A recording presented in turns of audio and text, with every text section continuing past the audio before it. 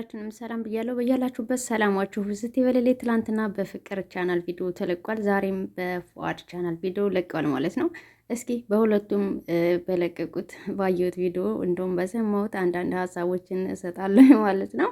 ቪዲዮውን እስከ መጨረሻ ድረስ ለመከታተል ሞክሩ። ከወደዳችሁ ደግሞ ላይክ እያደረጋችሁ ጀምሩት ማለት ነው።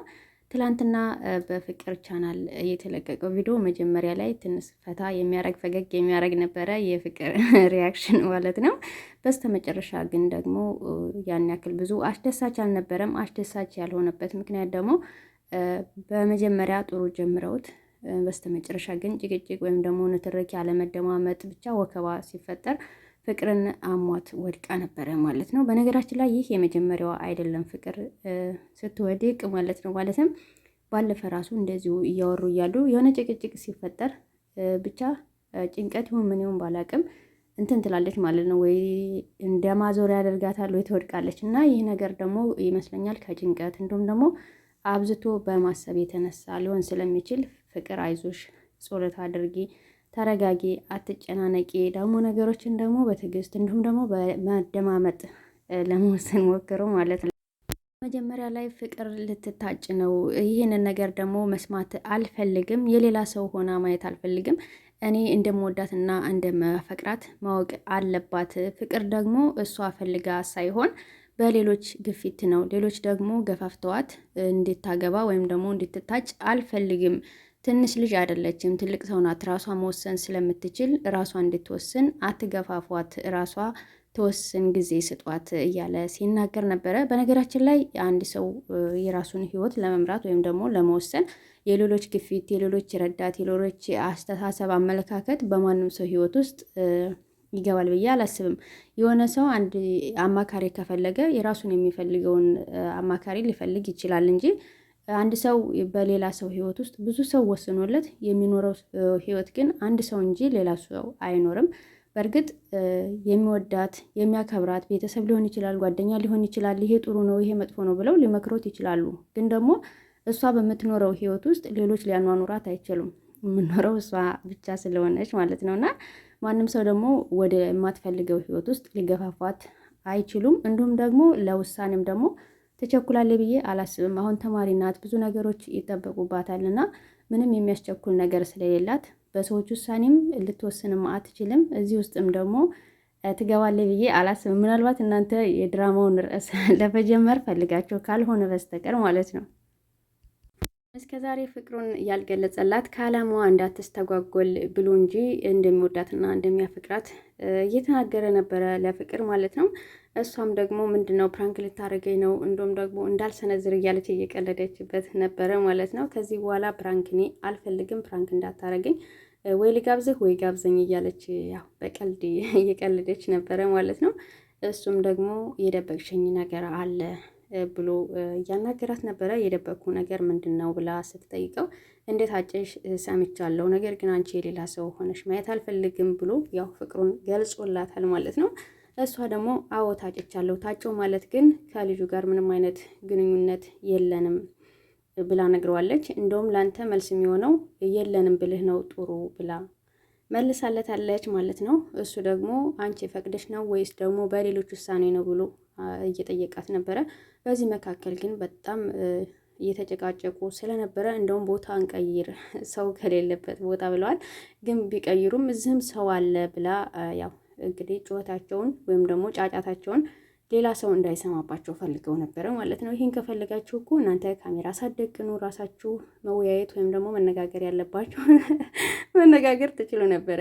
ግን ደግሞ ስራዬ ብላችሁ እስከሰራችሁ ድረስ ስራ ነው እና ምንም ማድረግ አይቻልም። ግን እናንተ የሚያምርባችሁ ወይም ደግሞ የእናንተ ፈገግ ብላችሁ በቀልዳችሁ ወይም ደግሞ የሆነ አስቂኝ ነገር ስትሰሩ በጣም የሆነ ተመልካች ሊሰማችሁ ይችላል። እናንተ ጋር የሆነ ጩኸት ወይም ደግሞ ጫጫታ፣ ወከባ ስትጀምሩ ጀምሮ ይህ ነገር ብዙ ስላልነበረ አሁን ላይ ያው ተመልካች ለመለማመድ እናንተን እየሞከረ ነው ማለት ነው። አሟት ስለነበረ ዛሬ ግን ከህመሟ ትንሽ ሻል እንዳላት እና እሷን ደግሞ ቤቷ ሄዶ ሰርፕራይዝ ለማድረግ እንደፈለገ እንዲሁም ደግሞ ማስደሰት እንደፈለገ እየተናገረ ነበረ ዛሬ። ነገር ግን ቤት ሲሄድ ደግሞ በሩን የከፈተለት ሰው ሌላ ሰው ነበረ ማለት ነው።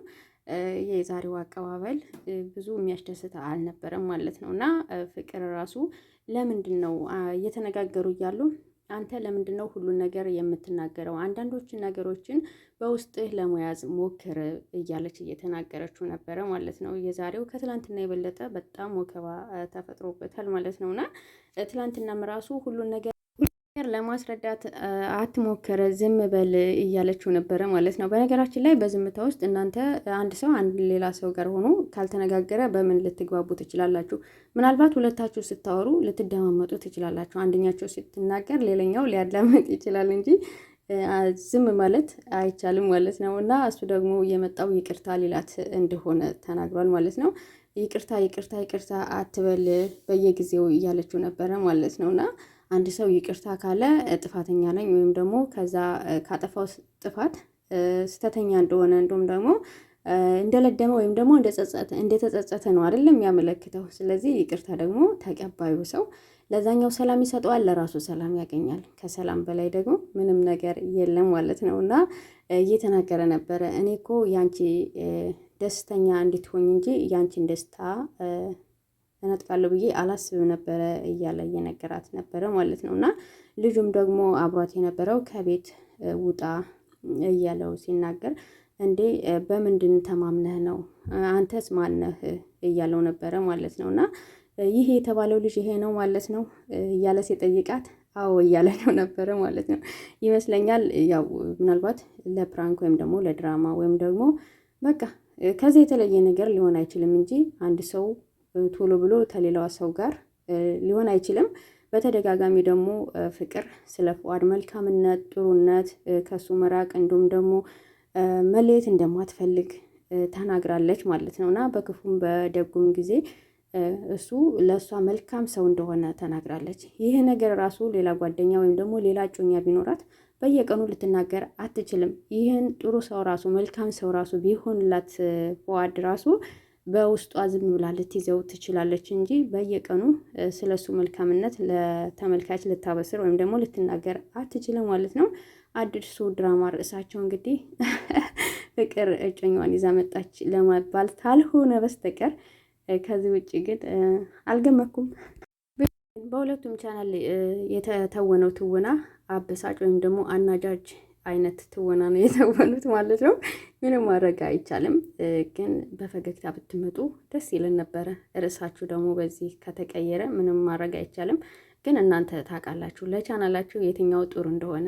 ግን ዝም ብላችሁ ካያችሁት ፊት ላይ የምሰሩት ስራ አሪፍ እይታ ነበረው። አሁን ላይ ግን የሆነ ሰው ተመልካች የሚያሰለች ስራ ላለመስራት ሞክሩ። የዛሬ ቪዲዮአችን ይህንን ይመስላል። በሌላ በቀጣይ ቪዲዮ እስከምንገናኝ ድረስ በያላችሁበት ሰላማችሁ ብዝት ይበል። ሰላም ለሀገራችን ኢትዮጵያ ይብዛ። ወዳችኋለሁ። ባይ ባይ።